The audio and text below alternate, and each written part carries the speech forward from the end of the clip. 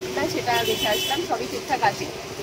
আর যারা পাহারাতে আছেন মানে সেন্ট্রাল ফোর্স আছে, তারাও ঠিকঠাক করেই ডিউটি করছেন, অসুবিধার কিছু নেই। আর কাজ চলছে চারিদিকে, মানে যেহেতু কাউন্টিং হবে তো হলগুলোতে, পাশের হলগুলোতে কাজ চলছে।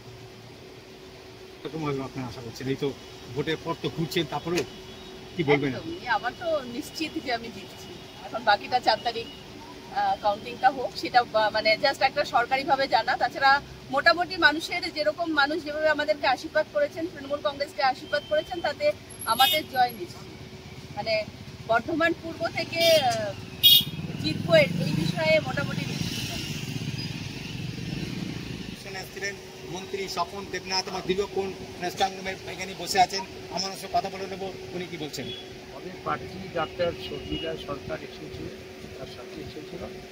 শর্মিলা গেছিলেন প্রত্যেকটা বিধানসভাতে যে স্ট্রং রুমে এখানে ব্যালট বক্স আছে, এরা পরিদর্শন করেছেন, সব ঠিকঠাক আছে কিনা। পুলিশও রয়েছে, কেন্দ্রীয় যে বাহিনীর ফোর্স তারাও আছে। তবে শর্মিলা নিজে দেখেছেন প্রত্যেক ঘরে, প্রত্যেক 7টা বিধানসভাতে উনি ঘুরেছেন, ঠিকই আছে। এখনো পর্যন্ত আমরা দেখতে পাই। তাহলে ঘরের তালা টালা সব দেখা হয়েছে, তো সব স্টিল তালা টালা সব। ভোটের আগে তো যাওয়া হয়েছে, ভোটের পর ঘুরছেন, কি দেখছেন, কি বলবেন? কি বলে আমি মনে করি না, আপনি তো একদম ইয়াং, সেটা অনেক মানে কি মনের দিক থেকে ইয়াং, বলুন এখন, কিন্তু অভিজ্ঞ আপনি। নির্বাচনে মমতাজি মাথার উপর আছে, অভিষেকবাবু সেনাপতি আছে, আর এই পরিচালনায় মানুষ তো জিতবেই। মমতাজি সমস্ত উন্নয়নের প্রকল্প তো মানুষ ভোটবাসকে তার প্রতিফলন হবে, যতই বিরোধীরা যে যাই করুক না।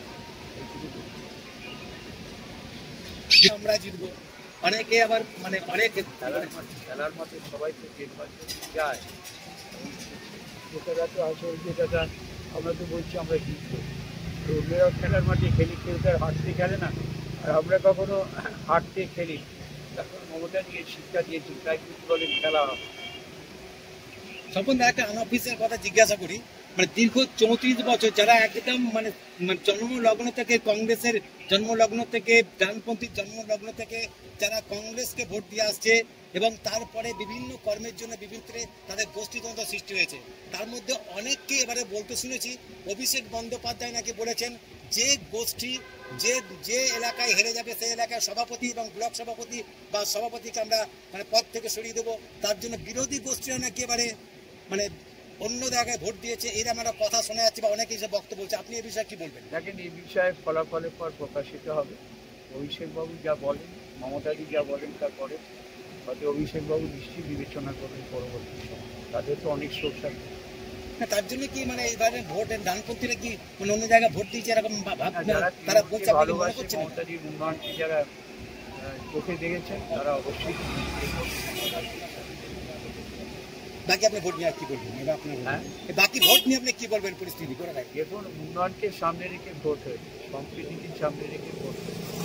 মমতাজি, লক্ষ্মী ভান্ডার, আরও যারা আছে জন্ম থেকে মৃত্যু সমস্ত কর্মসূচিকে গ্যারান্টি হিসেবে মানুষ গ্রহণ করে নিয়েছে যে মমতাজি কথায় কথা রাখেন, আর যারা ভোট দিয়েছেন তারা কথা দিয়ে কথা রাখেন না, এরকম ভবিষ্যৎ।